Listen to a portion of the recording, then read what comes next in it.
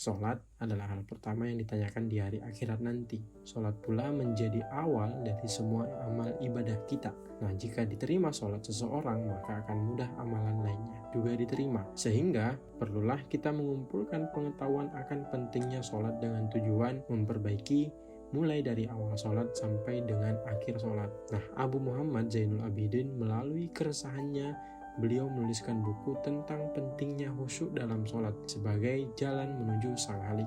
Karena sholat yang khusyuk mengantarkan kita kepada tercegahnya dari perbuatan keji dan mungkar seperti yang tertulis dalam surah Al-Ankabut ayat 45. Dalam buku sebelumnya yang ditulis oleh Haidar Bagir dalam buku Buat Apa Sholat sudah sangat rinci menjelaskan bagaimana sholat menjadi media pembelajar diri agar terhindar dari perbuatan keji dan mungkar. Dan salah satu hal yang paling penting dalam sholat adalah pentingnya kehadiran khusyuk dalam setiap sholat yang dikerjakan.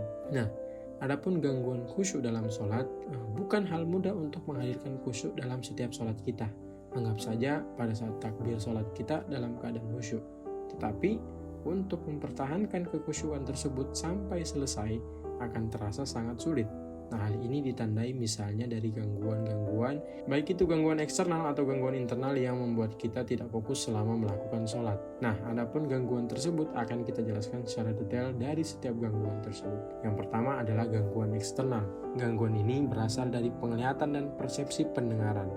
Misalnya, TV yang kebetulan menyala akan segera merusak kekhusyukan pada seseorang. Sholat di atas permadani misalnya, sholat pada tempat yang berdekorasi indah atau tempat terbuka yang sering dilewati orang juga dapat menjadi sumber ketidakkhusyukan bagi beberapa orang.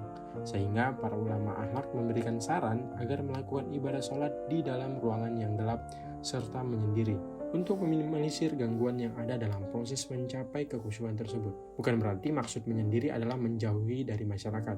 Tetapi manfaat menyepi ialah membebaskan diri sendiri dari kesunyian dan memberi kemampuan untuk mengontrol pendengaran dan penglihatan. Karena sesungguhnya dua hal inilah yang merupakan gerbang hati.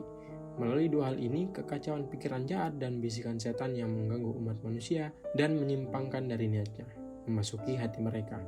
Oleh karena itu, keadaan ini harus dikekang, dan keadaan ini bisa dilakukan dengan cara menyepi di tempat yang sepi. Menyepi atau menyendiri disarankan dalam sholat sunnah. Adapun sholat fardu hendaknya dilakukan secara berjamaah karena memiliki manfaat yang luas. Kita seharusnya berusaha menghadiri sholat berjamaah tersebut agar dapat mihraj secara spiritual. Nah, adapun gangguan yang kedua adalah gangguan internal. Dalam buku ini dijelaskan bahwa gangguan ini adalah hal yang paling dekat dan paling bahaya dari kedua kategori tersebut. Gangguan ini bersifat magnet, sifatnya menarik.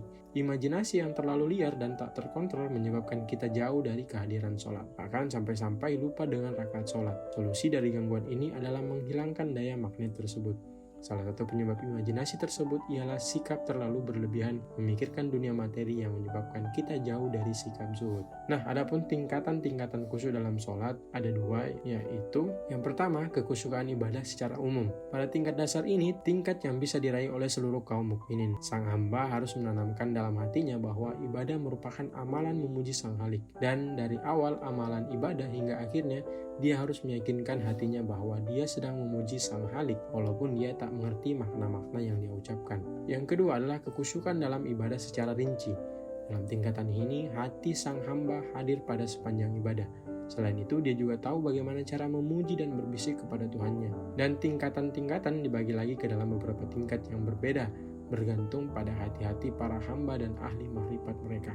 Nah, tingkatan yang pertama adalah sekelompok manusia tidak memahami kecuali segi luar dan lahir saja. Namun mereka benar-benar mengerti makna umum dari bacaan, pujian, dan doa yang mereka ucapkan dalam sholat. Namun kehadiran hati mereka terbatas pada menanamkan makna-makna yang mereka baca sesuai dengan yang mereka pahami dari bacaan. Tingkatan kedua, kelompok ini terdiri dari orang-orang yang secara intelektual memahami realitas amalan sholat. Misalnya, mereka memahami berdasarkan bukti intelektual bahwa puji hanya kembali kepadanya. Dan tingkatan yang ketiga adalah lanjutan dari tingkatan kedua tersebut. Setelah mereka memahami realitas amalan ibadah melalui akal mereka menanamkan hal yang sama ke dalam hati-hati mereka dan memperoleh keyakinan dan keimanan pada hal yang sama. Sehingga akal dan hatinya saling terhubung satu sama lain. Dalam artian, akalnya sudah menggapai keyakinan hati. Yang terakhir adalah pengaruh menjaga kekhusyuan dalam sholat. Nabi suci Shallallahu Alaihi Wasallam bersabda, sesungguhnya sholat merupakan sarana bagi kaum mukmin untuk mendapatkan kedekatan dengan Allah. Salah satu pengaruh khusyuk dalam sholat ialah kedekatan dengan Allah Subhanahu Wa Taala. Bahwa manusia adalah seorang musafir di dunia dan tujuannya adalah kedekatannya dengan Sang Khalik yang terkasih. Hal ini juga berkaitan dengan penekanan sholat dapat mencegah perbuatan keji dan mungkar. Karena ia merasa dekat dengan Sang Khalik, ia menjadi pribadi yang jauh dari perbuatan keji dan mungkar. Imam Ali alaihissalam berkata, ketahuilah bahwasanya setiap amalmu mengikuti sholatmu. Artinya, ada hubungan yang jelas antara sholat dengan amal yang kita lakukan. Hadis ini menerangkan kepada kita bahwa amal perbuatan umat manusia dibentuk menurut sholatnya. Apabila sholat menanamkan tauhid di hati dan pikiran hamba, dan ia menyesuaikan dirinya dengan sholat tersebut, maka amalan yang dilakukan akan menghasilkan cahaya tauhid dan akan mengalami kemajuan spiritual. Terima kasih. Ada pertanyaan?